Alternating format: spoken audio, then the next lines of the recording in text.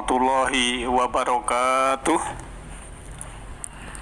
Alhamdulillahilladzi anzala ala abdihil kitaba walam yaj'alahu iwaja la ya'tihil batilu min baini yadayhi wala min khalfihi tanzilum min hakimin hamid. Segala puji milik Allah yang telah menurunkan kepada hambanya Alkitab Al-Quran dan dia tidak mengadakan kebengkokan di dalamnya. Kitab itu tidak didatangi kebatilan baik dari depannya maupun dari belakangnya, dan kitab itu turun dari Rabb, dari Tuhan yang Maha Bijaksana lagi Maha Terpuji. Ikhwaniddin, kajian Majelis Taklim Nurul Huda yang insya Allah dirahmati oleh Allah Subhanahu wa Ta'ala. Kita jumpa lagi dalam sahur-sahur, dan semoga kita semua dalam keadaan sehat walafiat, mendapatkan keberlimpahan dari Allah Subhanahu wa Ta'ala, bahwa pada pagi hari ini kita masih bisa bangun dari tidur, bisa menghirup udara segar, bisa menikmati, bisa bernafas. Semua itu adalah karena Allah Maha Pengasih lagi Maha Penyayang. Dengan kasih sayang Allah yang sangat luar biasa itu, maka keberlimpahan dalam kehidupan ini perlu kita syukuri, perlu kita hargai, karena hanya Allah lah yang berhak menerima pujian, dan pujian itu habis untuk Allah.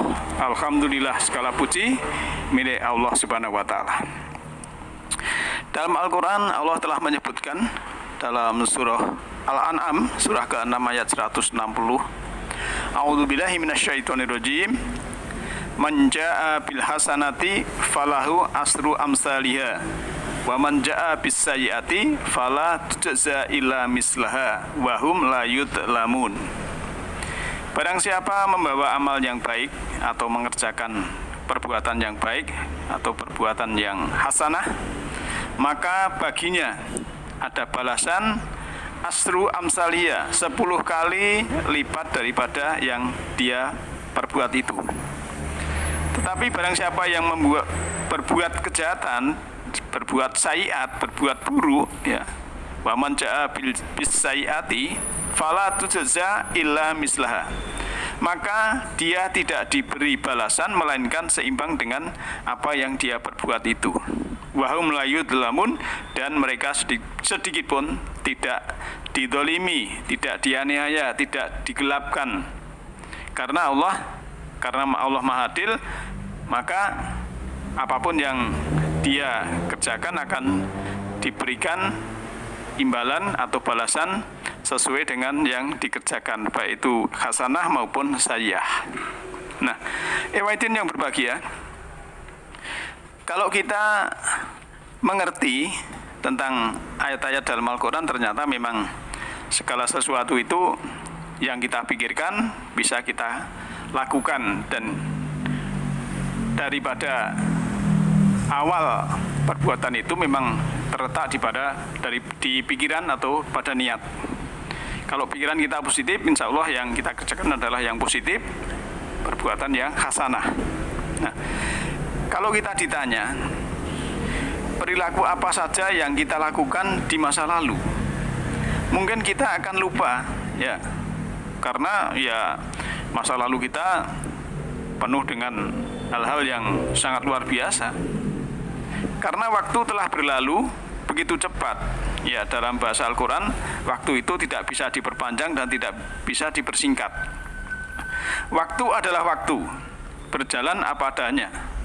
Tapi cara yang paling mudah adalah memperhatikan, ya, waktu itu sendiri, memperhatikan diri kita, meniti ke dalam diri. Saya ambil ilustrasi sebagai berikut.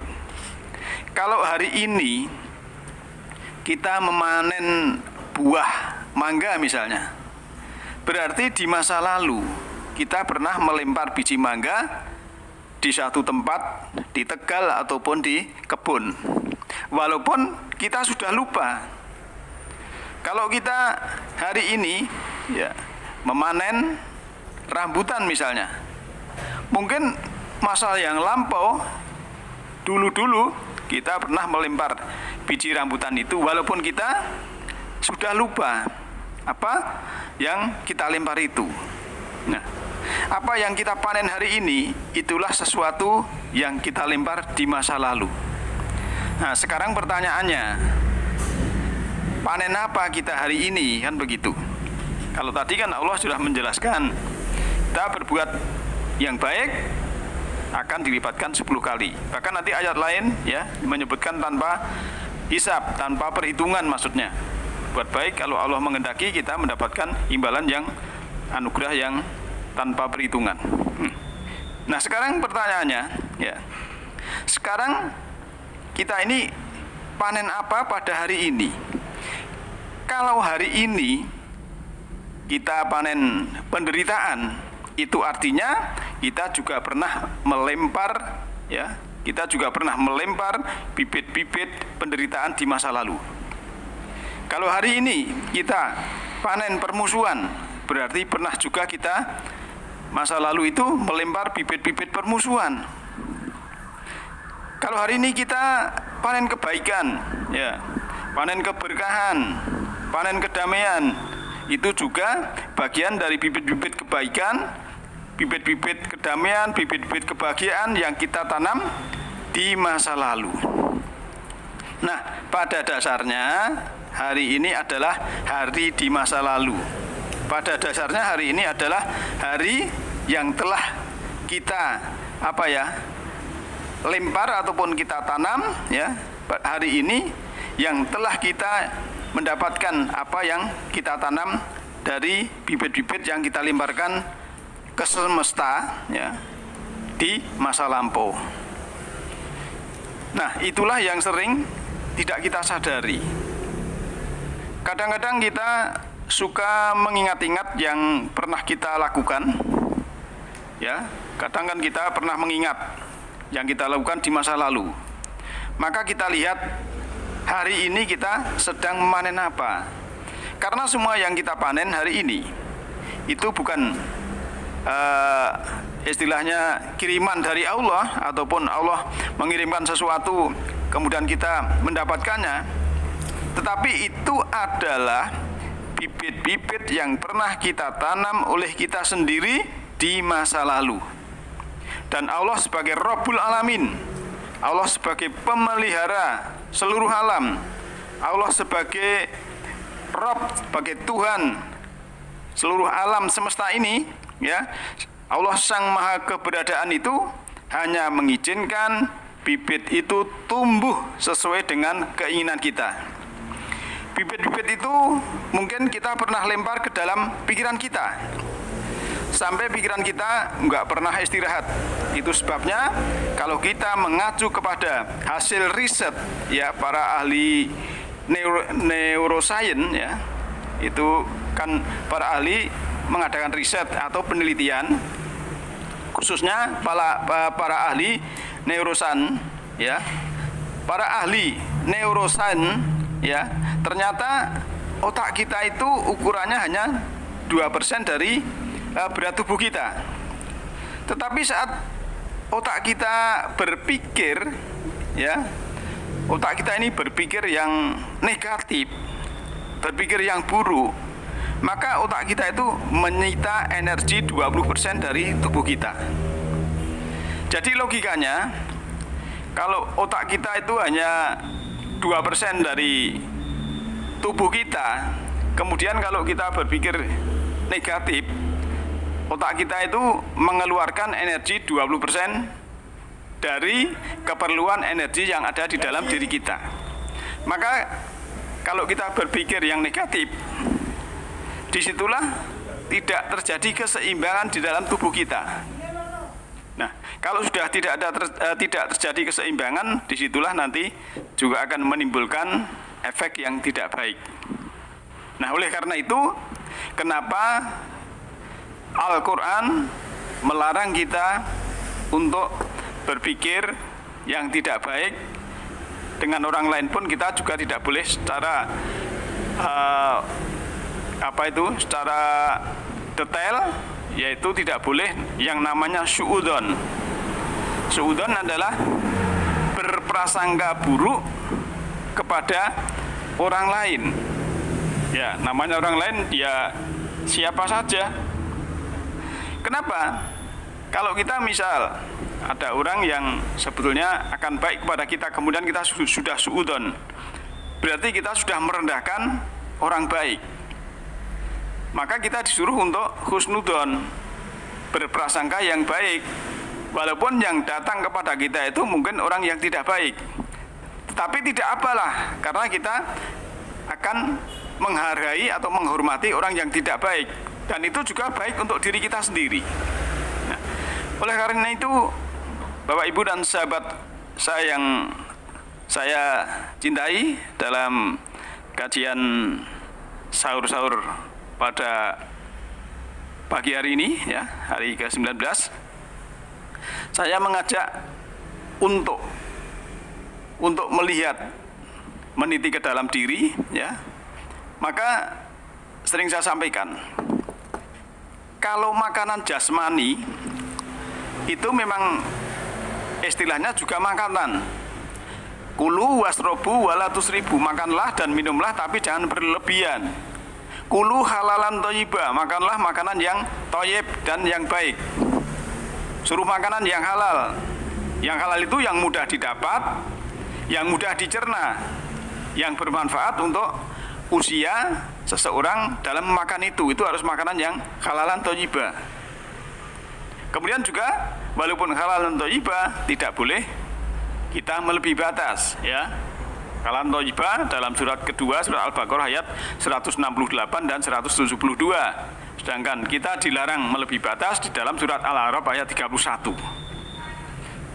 Kemudian kalau Allah sudah memberikan seperti itu, supaya apa? Kita makanan halalan thayyibah supaya kita bisa berpikir yang positif. Karena kalau awalnya yang kita makan itu sudah tidak halalan thayyibah, mungkin secara zatnya halal, tapi cara mencarinya juga tidak halal, berarti di situ akan terjadi pelanggaran ataupun terjadi sesuatu yang tidak ada keseimbangan. Nah, oleh karena itu, dalam hal ini kita harus mengerti, oh ternyata makanan jasmani saja kita harus memakan makanan yang halal thayyibah. Juga pikiran perlu makanan. Nah, kenapa? Ya, pikiran memang harus dicerdaskan. Pikiran harus istilahnya juga diasah. Karena apa? Kalau berpikir yang positif itu akan mencerdaskan, sedangkan berpikir yang negatif itu akan membodohkan, akan menggelapkan. Dan juga jiwa harus perlu juga nutrisi, perlu makanan, ya, perlu vitamin. Dan makanan jiwa bukan disantap seperti makanan jasmani, tapi dalam makanan jiwa menurut surah Al-Kahfi itu kita disuruh melihat. Makanan jiwa itu kita disuruh melihat, tapi melihatnya bukan dengan mata di kepala, tapi melihatnya adalah dengan mata kolbu. Maka pentingnya kita membuka mata kolbu kita, meniti ke dalam diri, mengenal Allah dengan makrifat kepada Allah. Kita tahu hakikat apa yang kita kerjakan, ritual yang kita jalankan, sehingga kita akan mendapatkan pencerahan di dalam diri kita. Karena jiwa yang bisa menerima pencerahan, jiwa yang sudah terbuka mata kolbunya, disitulah akan mendapatkan yang namanya pencerahan. Sehingga jiwa ini ada selalu berubah kepada yang lebih baik dan lebih baik, sehingga pada titiknya kembali jalan pulang kepada Allah, dia akan menjadi cerah, jiwa yang bercahaya, jiwa yang bersih, jiwa yang suci, ya, jiwa yang baik, bukan jiwa yang buruk, bukan jiwa yang redup, bukan jiwa yang kotor. Intinya berbahagia. Maka sebagusnya lah, mari kita manfaatkan sisa umur kita yang tinggal, ya, sebentar. Karena walaupun 20 tahun itu kalau kita jalani ya sebentar, nyatanya kita 20 tahun yang lalu perasaan itu ya baru kemarin saja. Kita remaja perasaan baru kemarin saja. Kita mungkin menikah juga kelihatan baru kemarin saja, ataupun kita punya anak dan lain sebagainya, tahu-tahu anak kita sudah besar. sudah minta ini, itu, dan selain sebagainya. Itu kan waktu berjalan terus. Namanya waktu, ya waktu itu berjalan terus, walaupun kita mau leha-leha ataupun kita mau menyongsong dengan kebaikan-kebaikan. Maka hendaklah kita mari saling mengingatkan dengan kesabaran, saling mengingatkan, menasihati dengan kesabaran, dengan kebaikan. Dengan demikian, insya Allah Allah akan membimbing kita. Demikian pada pagi hari ini untuk makan sahur. Mudah-mudahan sahabat dan Bapak Ibu sekalian diberikan kesehatan dan selamat menikmati makan sahur selaku halalan thayyibah, dan juga mudah-mudahan yang sedikit ini bisa menjadikan pencerahan dan mendapatkan ridho dari Allah Subhanahu wa taala. Demikian dari saya, Nasrul minallahi wa fakum qarib. Alhamdulillahirabbil alamin. Assalamualaikum warahmatullahi wabarakatuh.